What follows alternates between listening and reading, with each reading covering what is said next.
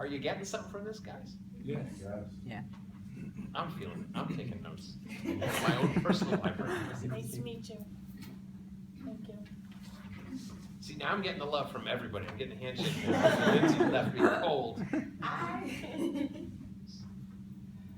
Hi, okay, my name is Charlie. Today I'm pitching for you guys, and I would like to take this opportunity to thank you because this is my first pitch. Today, I'm pitching a show called Bowling in the Big Apple. It's a 30-minute comedy series. It's an original, written by me, and it's a cross between The Big Bang Theory and How I Met Your Mother. The reason is that there are three characters. First is Mao Lin, he's a Chinese boy, 19-year-old from China. Second one, Mario, he's an Italian who just wants to party. Third one, Gus, he's from South Carolina. He's on a scholarship, biology scholarship from university. They all share the same room.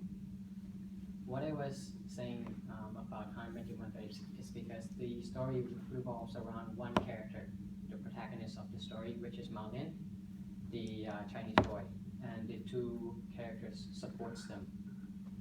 What I think it's about the Big Bang Theory is because before the Big Bang Theory, nobody thought of making a series about nerds because they're not interesting. They're not buff guys taking on actions. They're using their brains.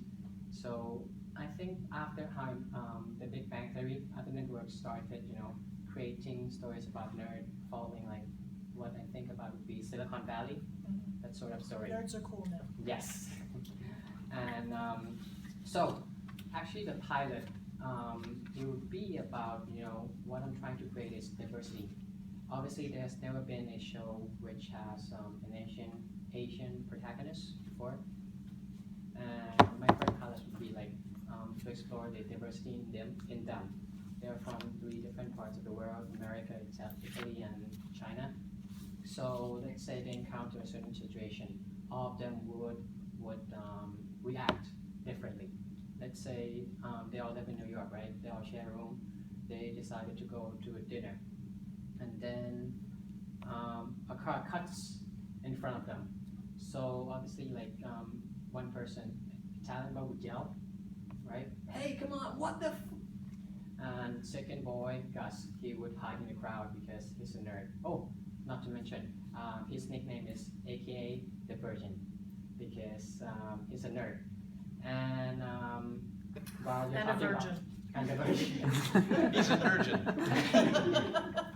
So while you're talking about those two characters, you won't see Mao Lin, right? So he came racing down from nowhere, throwing a trash bin onto the car. Boom! That's it. So basically, after the cause scene, the police comes into the scene, and they start running away together. So that's basically the pilot. And to start with, I think this show would benefit the network from a story that I read a couple years ago. By putting a Chinese character or Asian characters in it, the network will have a rise of 20 to 30% in their viewership. And this story would not be only funny, it would also be educational because some of the viewership in America, sometimes they wouldn't know like what people from other parts of the world would think on a certain situation. So this would give also not only like funny like I told you, but also educational. And through the series, as it develops, I think it would also show their camaraderie as well, for each other as well. And fun facts, in 2015, in Forbes, the highest paid actors, the first one is obviously Robert Downey Jr. with $80 million. He had one movie coming out, The Avengers, Age of Ultron. Second one is Jackie Chan, and he made $50 million. But his movie, Dragon Blade, I've never heard of it before myself, even part Chinese, but it made him $50 million. And it was only one movie for him. And the third one, Vin Diesel, he made $47 million, but he made he made 2 movies. It was Fear 7 and The Last Witch Hunter. They're all Robert Downey Jr. and Vin Diesel. Those are all Hollywood movies. But Dragon Blade, a Chinese movie. It didn't come into U.S. in Hollywood, but made a lot of money. So I think if you are looking at it from a marketing point of view, it would benefit you as well. Thank you. Because you're bringing an Asian audience to the network? Yes.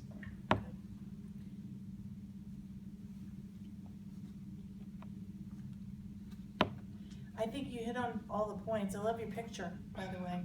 I edited from Google. Okay. Yeah, and I think you gave it a credit in the back, right? Yes. Nice. Yeah, good job on the leave behind. So these guys, is their goal within the show? They're students? Students sharing a room. Okay.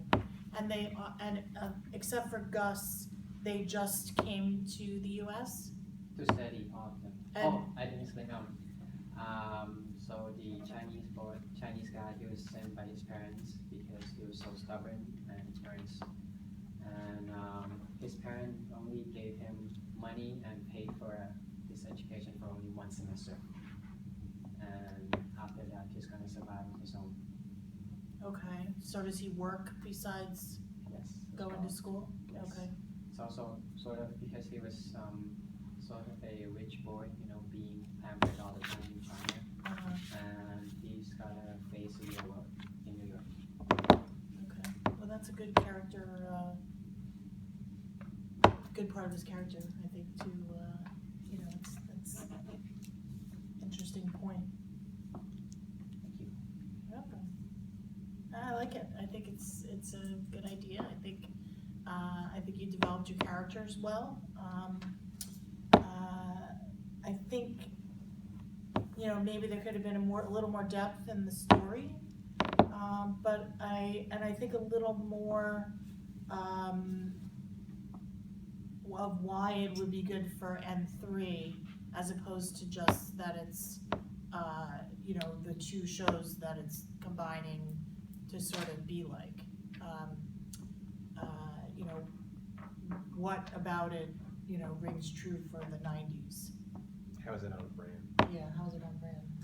Yeah, I missed that part of it. That's probably the biggest note I had here is I don't see how it has anything to do with the 90s network, right? Which is a piece that obviously is super important if we're just making original programming. So again, as a general note, even if the pitch is terrific and you're bringing in all sorts of wonderful things, if it doesn't relate to the stipulations in the mandate, it's not going to do any good because we're not going to pitch it beyond. Keep in mind, a big piece of, and this is not mine, this actually came from a network executive in development, who said that one of the biggest jobs of a network development executive is to keep that network development executive's job.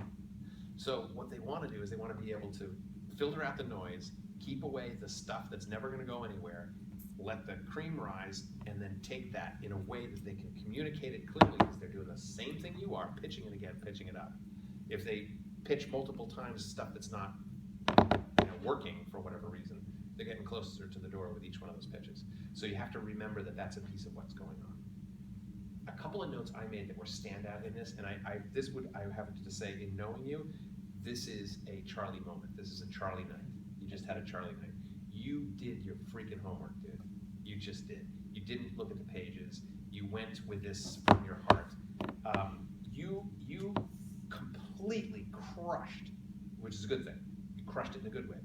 The notion of diversity with respect to an Asian protagonist. You came back to it. For me, I was just thinking about that. I'm thinking about that. I'm thinking about you. I'm thinking about the relationship of these characters to one another. Then you started hitting us with 20 to 30% rise in viewership. That was nice. What was even nicer was when you backed it up with these movies. It was too long. It got a little lost in there. But if you can make that crisp, and you can talk about Vin Diesel, Jackie Chan, who was the third? Robert Downey Jr. Robert Downey Jr. it was wonderful. And what you did with that in terms of the money was interesting, kind of didn't exactly work, but the tone was right, the idea was right. And so now you got me listening. If you had then connected the piece to N3, to the mandate, we got something.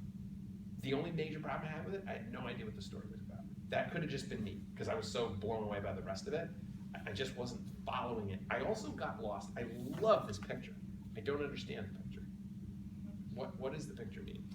It's like he's lost in the New York. Okay, but it's a little baby.